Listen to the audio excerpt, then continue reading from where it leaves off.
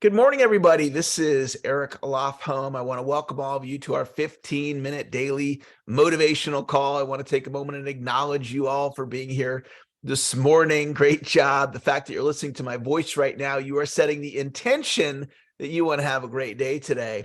And today I have a very special guest, a friend of mine now, many years. I think, Pete, we go back about 20 years. Does that sound I about right? I was thinking about it the other day. Yeah, it was early, probably 2000, 2001, something like that when I first met you. Yeah, long time. So it's great to have you as a guest on the show today. And you've done something with your fitness, Pete, that I think very few people have ever done in this context. You shifted what's happening with your body and with your fitness, but you did it first in your mind. And so I want to talk about that. And I want to I have your before and after photos. I wanted to put them up on the screen here. And so these photos are, this is Pete, who's our special guest today, and photos on the left and photos on the right. It's the same person, and that's the person that's I'm on with right now. So Pete, what was the shift in how you were able to transform your body? I'd love to say it was just sheer willpower or something like that. And the reality is, um, I don't know that there was anything special other than, no one, I don't think anyone's like really happy when they're as out of shape as I was, right? Like, I spent my entire life obese, and that was clearly my mentality. That's how I saw myself. In fact, I just I at most of my life I just assumed, well, my body's broke. Like, this is just the way it is. There's nothing I can do about it. Um, and so one day I just was like, you know what, I'm gonna start exercising. So I'm exercising, and when you first start dieting, or maybe you don't, skinny guy like you, maybe you don't know when you first start exercising, like you start to get some good results, and then all of a sudden you plateau. And so I was plateauing, and I'm like, man, I'm starving myself. I'm hungry all the time. I'm working out. Nothing's happening. Why am I doing this? And I just so happened, my wife goes to bed, and I'm like, I'm not tired yet. I'm going to stay up and watch some Netflix. And I turned on a documentary. And at that time, I didn't normally watch food documentaries. And it was a documentary called Fed Up. It had Katie Couric as the main host of it. And like everything I thought I knew about nutrition, diet, exercise, losing weight, all that, I was like, I've been lied to my whole life. And so really what it was, Eric, is I felt, I mean, for lack of a better term, I was pissed off. I was like, I've been lied to my whole life. All those things about, oh, you got to diet, you got to exercise, and that's the only way to do it. And that's not the way to do it. I was more upset about that than I think about anything else. And it was kind of funny because the movie was, or the documentary was more like, here's the problem in America. And it didn't really talk about the solution. It was just like, we've got this problem. So I decided to like Google the doctors and stuff that they had in there, and buy their books and start reading them. And really I learned, and this will sound funny to those of you who are like, yeah, I know that. But I really didn't understand how bad sugar was on the body, and how sugar in our society, it's put into all the processed food, because we've made dietary fat the villain. And so we've taken out dietary fat, and we have to replace it with something, because now the food doesn't taste good. So we replace it with all this added sugar, and it's the sugar that's really literally killing us. And I was just like, okay, I got to change how I eat. And so literally I just decided that day, okay, I'm going to change how I eat. I'm only going to eat basically foods that, for lack of a better term, I say, if it comes from God, I'll eat it. If it comes from man, then I got to really look at it and decide, is this something that's okay to eat or not okay to eat? And in making that one simple shift, it became easy to lose weight. Like, I mean, it wasn't hard at all. I was never hungry. It wasn't a struggle. And the pounds just really started flying off. And then my mindset started to shift. and I started to see myself differently. I always make the point to people is I go, I lost the first 95 pounds without ever stepping foot in the gym. I didn't step in the gym at all. And honestly, it wasn't difficult. In all, I lost about 120 pounds, and I've put on about 35 pounds of muscle. And now I do powerlifting, and it's completely changed how I see myself. And I see myself as a totally different person, right? I don't see myself as this obese guy. I see myself as something else, something different. So you started watching this documentary, and what was one thing you said, you realized you'd been lied to about food and whatnot? So what was one insight that you got? one of the big insights, and it made total sense to me when I heard it, we talk about calories, but the body does not treat calories equally. The laboratory does. So when they're trying to measure how many calories are in the food, and they're doing whatever they do to burn it and figure out how many calories there are, that's great. That's a laboratory, but your body does not handle foods the same way. It doesn't handle sugar the same way. It doesn't process fats the same way. It doesn't process proteins the same way. So calories, they are important. Don't misunderstand me, but they're not equal. And so you can't just go, oh, well, I'm on a low calorie diet, but if it's all the wrong food. And so a great way to think about it like this is, let's say you decided for a month, hey, I'm only going to eat 2,000 calories. And let's say that's a diet for you. And we had two people, exact same in every way. And they're both going to go, I'm going to go on a 2,000 calorie diet. But one of them decides, hey, you know what? My 2,000 calories are going to be ice cream, pie, and cake. And the other guy is like, well, mine's going to be all, protein and salads and basically, the good, clean food that God made, right? What do you think is going to happen at the end of the month? Are they going to look the same?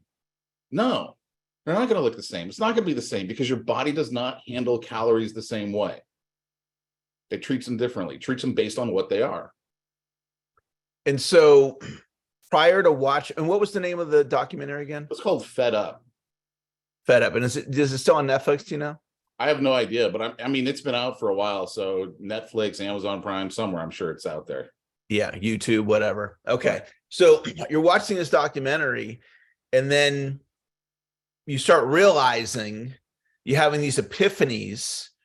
And then at some point, you shifted your belief about yourself and said, because prior to watching that movie, the documentary, it sounds like your mindset was, this is just the way my body is. It's never going to be any different. I just have to be in acceptance. Sucks, but that's just the way it is. And then you watch the documentary and whatever happened, and then something shifted in you, and all of a sudden you saw that you could create something different in your body. And then out of that, you started taking different actions, and then the results just completely transformed. Is that? Yeah. So like, one of the things too, that I was discovering in that process was the human body gets addicted to sugar very easily, very quickly. And so your body it's physically addicted to it. In fact, they did a study with rats, and they found that the rats would rather go for the sugar water than the cocaine water. Like, that's how addictive sugar is. They want the sugar more than they want the cocaine. And so what I found out was, okay, my body is addicted to sugar. So when you have those hunger feelings, those cravings, it's because your body can't say, hey, I need another sugar fix. The only thing it can do is give you the hormone that says, hey, you're hungry, eat more, because it's trying to get the sugar fix. So when I found that out, I was like, okay, so how do I break the sugar addiction? Now, fortunately, it's not like cocaine in the sense that breaking a sugar addiction is a lot quicker. It takes anywhere from a day to 7 days to break a sugar addiction, the physical sugar addiction. For me, it took about 2 days. I had about 2 days of headaches. You'll often hear people refer to something called the keto flu. And that's when guys go on keto, guys and gals go on keto. And that's really what it is your body is detoxing off of sugar. So I was like, okay, I don't want to be addicted to sugar. So I'm going to go ahead and cut out all sugar from my diet, other than natural sugars that might come in fruit or whatever. And again, at the beginning of this, I'm like careful even what fruits I'm eating, because some fruits are just much more high in sugar than others. And then it's like, okay, so we've broken the physical addiction, but you still have this psychological addiction, right? Because you're like, hey, donuts taste good. You know, at the church that we went to, every Sunday after church, they had donuts out there, right? So now I got to have the fortitude to go, I'm not eating the donuts. And I would say that took probably 7 months of just like, okay, I'm not going to do this. I'm not going to do this. I'm not going to do this, to where that became like the standard in me. Like, okay, I'm not going to go eat that, because it was the physical addiction was killed. But now you got that psychological addiction that you just got to realize is there and deal with it. And prior to watching that documentary, your mindset was, and I think you shared this with me on a previous call where we were just catching up, blabbing about what was going on in our lives. And as I remember it, you described yourself as, I'm a big guy, and then it shifted to, I'm lean and fit. Is that accurate? Yeah, it started. I've always seen myself as a big guy. When you're a big guy, you know, people don't mess with you that much, and that was kind of nice. And then I got what I thought was kind of small, and so I was like, all right, now I'm going to go back into the gym. And so I did, because I wanted to then put on muscle. I wanted to put on the mass. And even in college, when I used to lift weights back then, I always had this goal of where I wanted to be, you know, in the main lifts, which are bench press, squat, and deadlift. And so, you know, here I am at 47, and I'm like, okay, now I'm back after those goals, trying to get it. Of course, now as a 47-year-old, it's a lot harder, and more parts hurt pretty much all the time, right? But yeah. Yeah. So I want to tell you what I see what I see and what I hear, right? Because we all look at life through the lens we look at it through. And I'm a results guy. I'm always interested. I love learning, and I love studying success. And so what I hear and see, you know, as you guys are listening to Pete, and what's cool about a fitness result is you can see the change. And this is, mine's not as dramatic, but this is, let's see, get mine. Yeah. So this is my change. It's not as dramatic as Pete's is, but it's kind of cool because you can see a change, right? And so, but we don't necessarily see the change with selling. So as Pete's talking about fitness, he had an idea that he's a big guy, and then he shifted the idea that he was living into. And now he's living into, I'm lean and fit. Now he's living into, I am a power lifter. Now he's living into, I make good healthy food choices. Now he's living into, I don't eat sugar anymore, or whatever changes he's made in his diet. Well, we can take that, and we can now apply that to selling. Because some of you, like Pete was living into the idea, I'm a big guy. Some of you are living into the idea of, I'm not good at sales, or I'm a middle of the pack salesperson, or you're living into the idea of, I'm not good at closing, or pull out sales or fitness and plug in technology. Some of you are living in the idea, I'm just not good on social media. And it's not true. It's true if you live into the idea, right? If you decide you're not going to be good on video, you're not going to be good on with technology. Some of you are like, I'm not good at prospecting, or you live into the idea, I'm inconsistent in my prospecting. Or with your marriage, you live into the idea of, my marriage is mediocre. Right? But it's just an idea.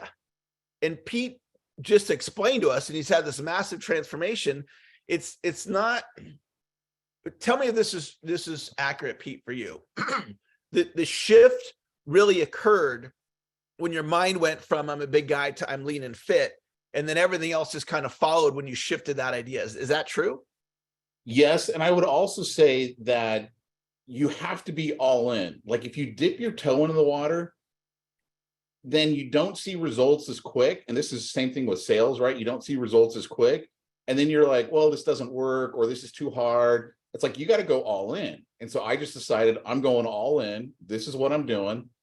And you get those results really quick. And when you got results like that, it's like, well, I'm not going to stop. This is too good. Yeah. Well, Pete, I'm so glad that you agreed to come on the show today. And you just never know who's gonna watch the show. I'll give you a link if there's anybody that you want to share your story with, and there'll be other people that will watch this in the future, and something will click in their mind, and all of a sudden, through your example, they'll see a different possibility for themselves, whether it's fitness or their marriage or their finances or their selling or their technology or whatever. And just really appreciate you. It's been great to have you in my life for all these years. We've done all kinds of different stuff together, and I know we're talking about some other future things that that we will explore. And so thanks for being on the show today. Yeah, no problem. Thank you. Awesome. So that's going to wrap up our call today, guys. Thank you all for joining us here this morning. Let's all go out and have a fantastic Monday. Have a great day. We'll talk to you later. Bye-bye.